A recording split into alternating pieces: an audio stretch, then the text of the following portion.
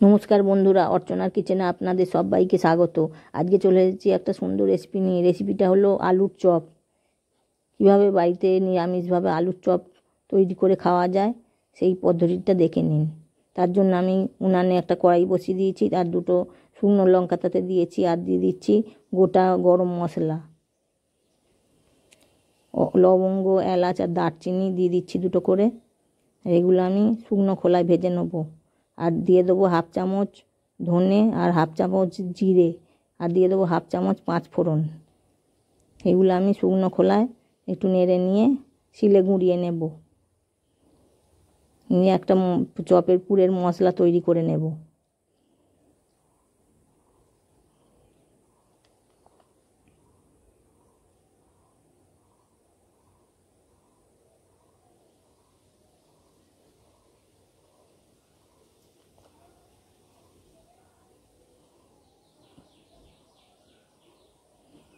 মশলাটা আমার ভাজা হয়ে গেছে, এবার তুলে নিয়েছি। আর আবার কড়াইতে কিছুটা তেল দিয়ে পুরটা ভেজে নেবার জন্য রেডি করছি। তেলটা ভালো করে কড়াইয়ের চারদিকে ছড়িয়ে দিলাম, আর দিয়ে দিচ্ছি কিছুটা আদা থেতো। আদাটা ভালো করে ভেজে নেব তেলের সঙ্গে, নাহলে আদার কাঁচা গন্ধ ছাড়বে। আর দিয়ে দেবো দুটো কুচিয়ে রাখা কাঁচা লঙ্কা। এবার দিয়ে দেবো সিদ্ধ করা কিছু আলু। আমি আলুটা নুন হলুদ দিয়ে দুটো বড় আলু সেদ্ধ করে রেখেছিলাম, আর সেইটা কড়াইতে দিয়ে দিলাম। আর দিয়ে দিলাম ভাজা মশলা, যেটা আমি কড়াইতে মশলা তৈরি করেছিলাম সেইটা। আর দিয়ে দেবো কাশ্মীরি রেড চিলি পাউডার অল্প পরিমাণ। আর দিয়ে দেবো হাফ চামচের মতো চাট মশলা। এগুলো দিয়ে ভালো করে নেড়ে চেড়ে মশলাটা মিশিয়ে নেব। মশলাটা আমার আলুর সঙ্গে ভালো করে মিশে গেছে। এবার কড়াই থেকে এটা নামিয়ে নেব। আর দিয়ে দেবো স্বাদ অনুযায়ী লবণ আর একটু হলুদ। লবণ আর হলুদ দিয়ে ভালো করে আলুর সঙ্গে মিশিয়ে নেব।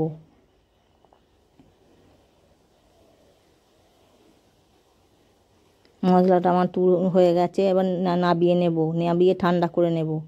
এবার একটা বাটিতে আমি কিছুটা বেসন নিয়েছি, আর দিয়ে দিয়েছি স্বাদ অনুযায়ী লবণ। এটা বেসনটা আমি জল দিয়ে গুলে নেব।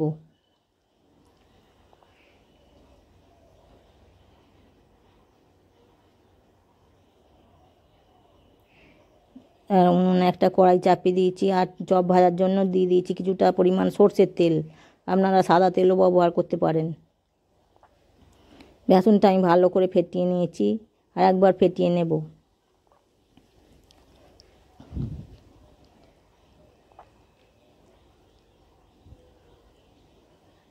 আমি বেসনের ওপর একটু গরম তেল একটু দিয়ে দিলাম, 2 চামচের মতন। এতে করে চপটা মুচমুচা হবে।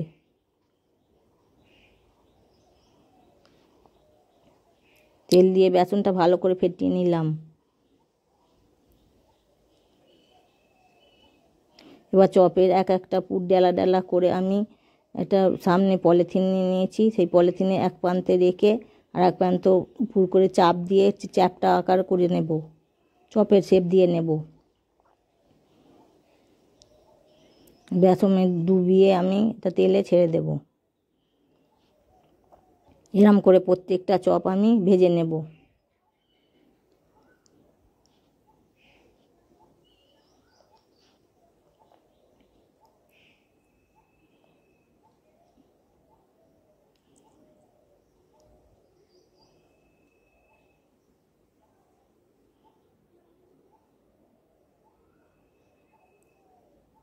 আমার চ্যানেলের রান্নাগুলো যদি আপনাদের পছন্দ হয়ে থাকে, তাহলে চ্যানেলটিকে সাবস্ক্রাইব করে পাশে থাকার অনুরোধ রইল।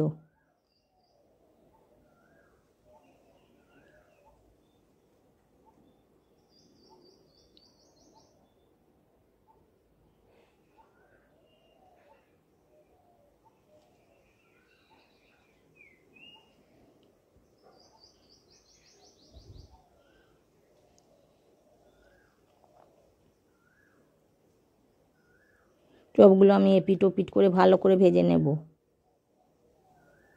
এবার চপগুলো আমার ভাজা হয়ে গেছে, আমি তুলে নেব কড়াই থেকে।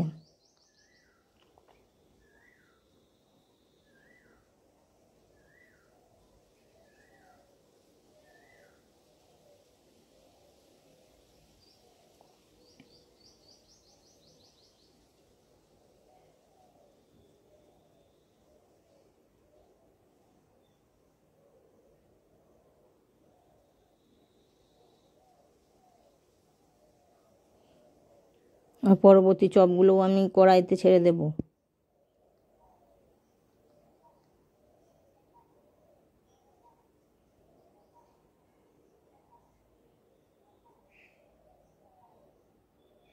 এরম করে খুব সহজেই আপনারা বাড়িতে নিরামিষভাবে আলুর চপ বানিয়ে নিতে পারবেন।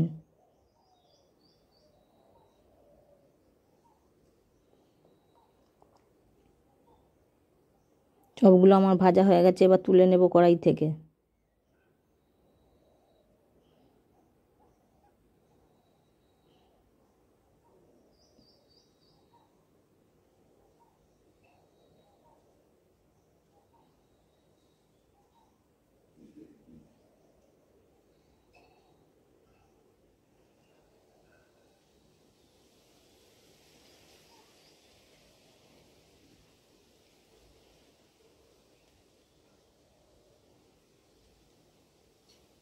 চপগুলো আমার সব ভাজা হয়ে গেছে, এবার মুড়ির সঙ্গে পরিবেশন করব।